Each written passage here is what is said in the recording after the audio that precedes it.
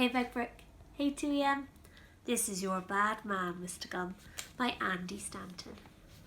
Chapter 1. The Garden of Mr. Gum. Mr. Gum was a fierce old man with a red beard and two bloodshot eyes that stared out at you like an octopus curled up in a bad cave. He was a complete horror who hated children, animals, fun and corn on the cob. What he liked was snoozing in bed all day, being lonely and scowling at things. He slept and scowled and picked his nose and ate it. Most of the townsfolk of Lamonic Bibber avoided him, and the children were terrified of him. Their mothers would say, "Go to bed when I tell you to, or Mr. Gum will come and shout at the toys and leave slime on your books." That usually did the trick. Mr. Gum lived in a great big house in the middle of town. Actually, it wasn't that great, because he had turned it into a disgusting pigsty. The rooms were filled with junk and pizza boxes. Empty milk bottles lay around like wounded soldiers in a war against milk. And there were old newspapers from years and years ago with headlines like "Vikings invade Britain" and "World's first newspaper invented today." Insects lived in the kitchen cupboards. Not just small insects, but great big ones with faces and names and jobs. Mr. Gum's bedroom was absolutely Grimster's. The wardrobe contained so much mould and old cheese that there was hardly any room for his moth-eaten clothes, and the bed was never made. I don't mean that the duvet was never put back on the bed. I mean the bed had never actually been made.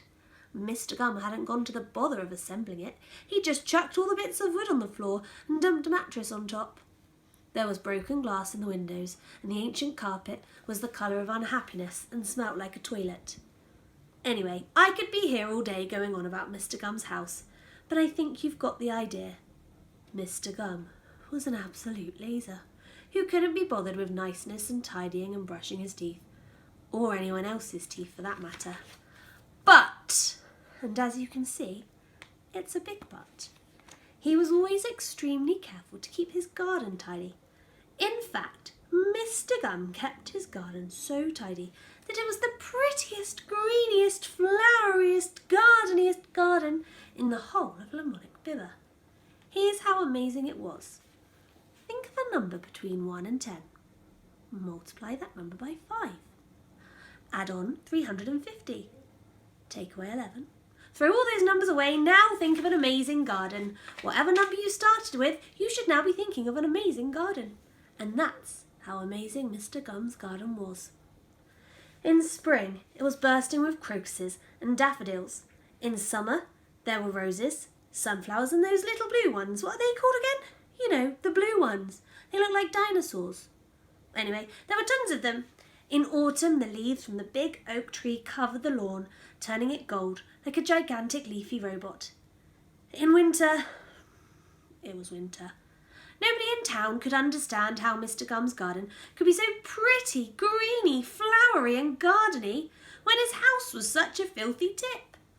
"Maybe he just likes gardening," said Jonathan Ripples, the fattest man in town. "Perhaps he's trying to win a garden contest," said a little girl called Peter. "I reckon he just quite likes gardening," said Martin Laundrette, who ran the laundrette. "Oi, that was my idea," said Jonathan Ripples. "No, it wasn't," said Martin Laundrette. "Can't prove it, fatso." In fact, they were all wrong. The real reason was this. Mr. Gum had to keep the garden tidy.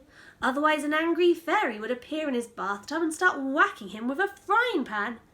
You see, there's always a simple explanation for things. Mr. Gum hated the fairy, but he couldn't work out how to get rid of it, so his only choice was to do the gardening or it was pan wax. And so, life went on in the peaceful town of Lamonic Bibber. Everyone got on with their business, and Mr. Gum snoozed the days away in his dirty house and did lots of gardening he didn't want to do, and nothing much ever happened, and the sun went down over the mountains. The end. Sorry, I nearly forgot.